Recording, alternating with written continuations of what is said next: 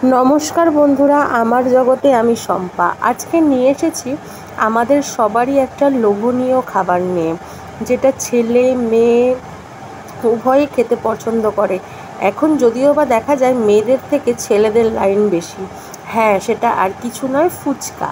ঘরে আমি ফুচকা কিভাবে বানিয়েছিলাম, ফুচকাটা কিভাবে রেডি করেছি সেটা একটা অন্য আমি ভিডিও দিয়ে দেব।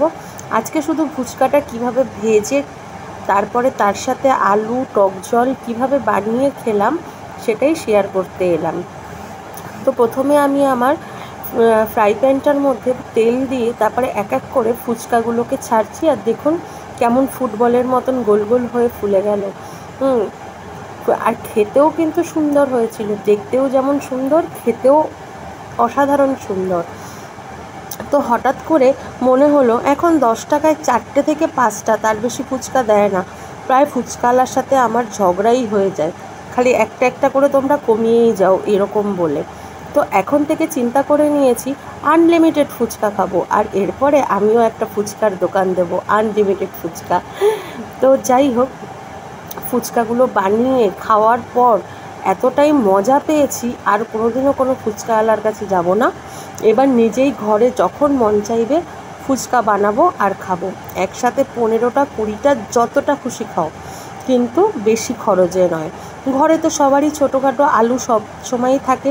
প্রেশার কুকারে আলুটা দিয়েছি, আলুটাকে সেদ্ধ করে নিয়েছি। আগের দিন রাতে ছোলাটা ভিজিয়ে রেখেছিলাম। ছোলা, আলু আর কাঁচা লঙ্কা একসাথে প্রেশার কুকারে 3-4টে সিটি দিয়ে নিলাম। তারপরে এরকম কড়াইতে তেল দিয়ে ফুচকাগুলোকে এক এক করে ভেজে নিয়ে একটা মশলা বানালাম। মশলাটা সবাই আমরা কম বেশি জানি।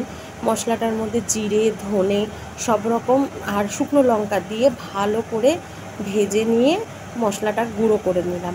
গুঁড়ো করে নিয়ে আলুগুলোকে সুন্দর করে লাল লাল করে মেখে নিয়ে, হ্যাঁ, আর এবারে আমি আলুর মধ্যে একটা নতুন জিনিস অ্যাড করেছি। আমি না বহুদিন আগে কোথায় একবার একটা ফুচকা খেতে গেছিলাম, মনে পড়ছে না নামটা ঠিক।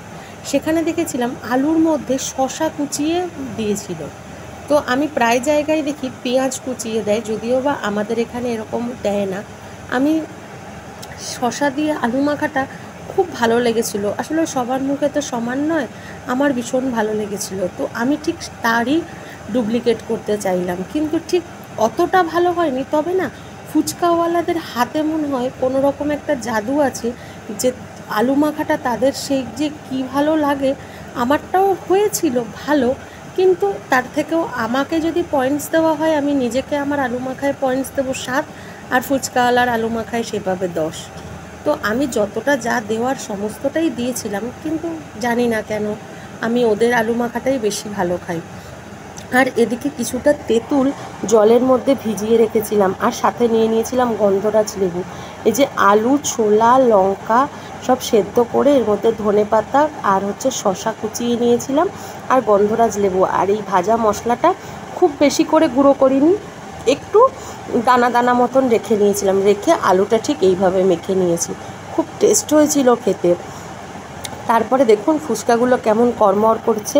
আর ঘরে ছিল একটু দই, ভাবলাম যখন টক ফুচকাও খাবো তার সাথে একটু দই ফুচকাও খেয়ে নিই, একই তো ব্যাপার। সঙ্গে হয়তো ঝুরি ভাজাটা ছিল না, কিন্তু খেতে একই রকমই লেগেছে। খুব ভালো খেয়েছি। আপনাদের যদি ভিডিওটা ভালো লেগে থাকে নিশ্চয়ই বাড়িতে তৈরি করবেন, আর আমাকে কমেন্টে অবশ্যই জানাবেন।